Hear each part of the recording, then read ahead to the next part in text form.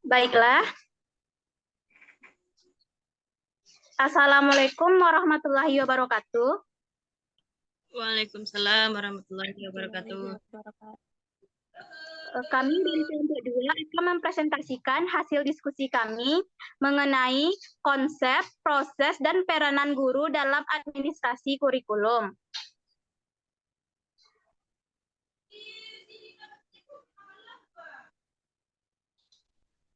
Anggota kelompok 2 yaitu terdiri dari Mutiara Fatika Sari, Dinda Safitra Arefi, dan Sania Nonaya Azha.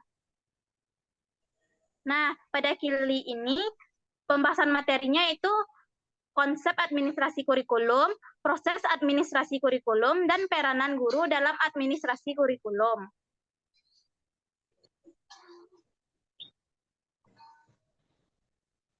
Nah, pada materi pertama akan dijelaskan oleh Saudari Dinda. Kepada Dinda dipersilakan.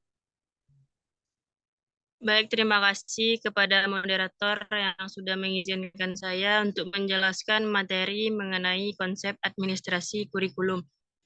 Administrasi adalah subsistem dari organisasi itu sendiri yang unsur-unsurnya terdiri dari unsur organisasi seperti tujuan, orang, sumber, dan waktu. Dikutip dari buku Daryanto pada tahun 2011.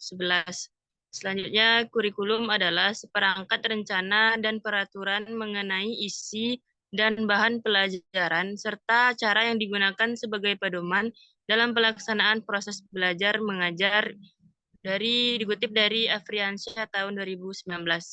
Next.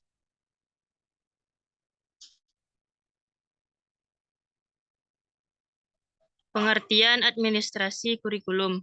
Administrasi kurikulum dalam lembaga pendidikan merupakan seluruh proses kegiatan yang direncanakan dan diusahakan secara sengaja dan bersungguh-sungguh, serta pembinaan secara kontinu terhadap situasi belajar mengajar secara efektif dan efisien, demi membantu tercapainya tujuan pendidikan yang telah ditetapkan.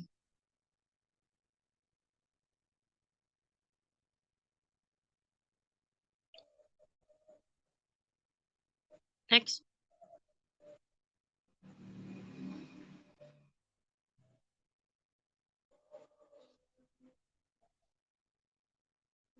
Selanjutnya, komponen-komponen kurikulum.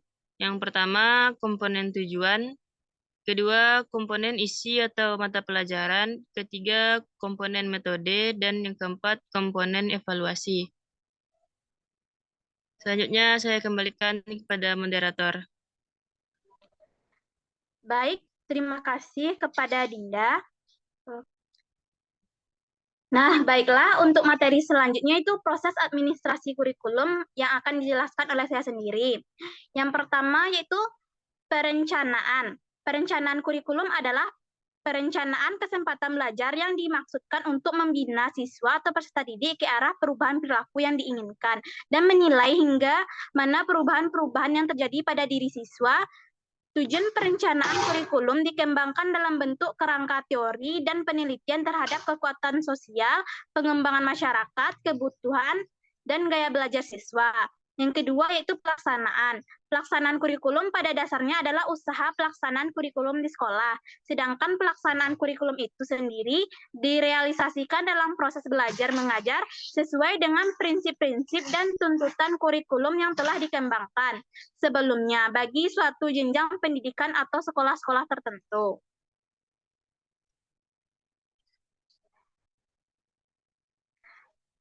Yang ketiga itu pengawasan. Pengawasan berarti mempertahankan dan menjaga dengan baik. Pengawasan adalah fungsi administrator untuk memastikan bahwa apa yang dikerjakan sesuai dengan yang dikehendaki. Pengawasan itu meliputi pemeriksaan. Apakah semua berjalan sesuai dengan rencana yang dibuat, instruksi-instruksi yang dikeluarkan, dan prinsip-prinsip yang ditetapkan. Terakhir yaitu evaluasi. Evaluasi merupakan bagian dari sistem manajemen, yaitu perencanaan, organisasi, pelaksanaan monitoring, dan evaluasi. Kurikulum juga dirancang dari tahap perencanaan, organisasi, kemudian pelaksanaan, dan akhirnya monitoring dan evaluasi. Tanpa evaluasi, maka tidak akan diketahui bagaimana kondisi kurikulum tersebut dalam rancangan pelaksanaan serta hasilnya.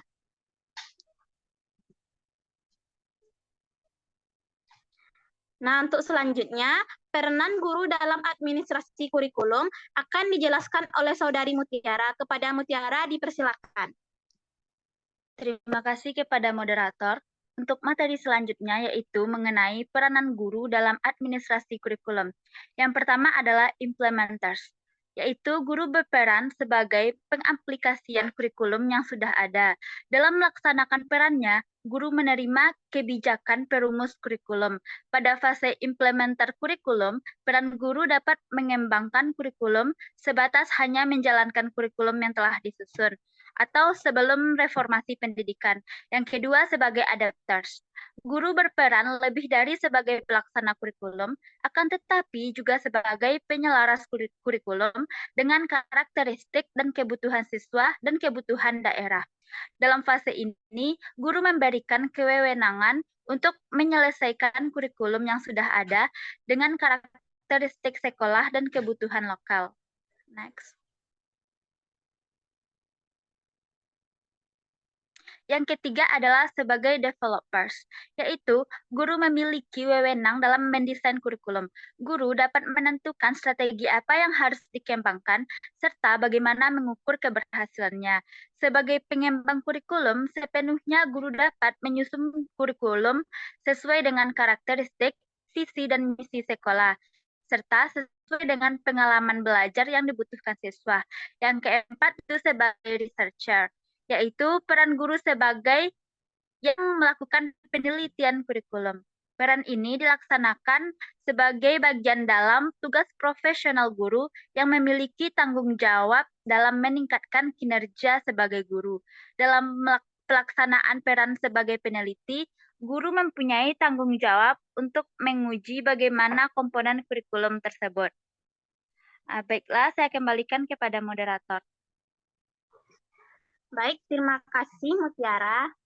Nah, kesimpulan dari semua materi yang telah dijelaskan yaitu administrasi kurikulum adalah berbagai kegiatan yang bertujuan untuk melaksanakan dan mengembangkan kurikulum sehingga kurikulum dapat dijadikan sebagai instrumen dalam mencapai tujuan dan sasaran pendidikan. Administrasi kurikulum terdiri dari beberapa proses agar pelaksanaan pembelajaran dapat sesuai dengan apa yang diharapkan, yaitu seperti perencanaan, pelaksanaan, pengawasan, dan evaluasi. Nah, sekian dari kelompok 2. Terima kasih. Assalamualaikum warahmatullahi wabarakatuh.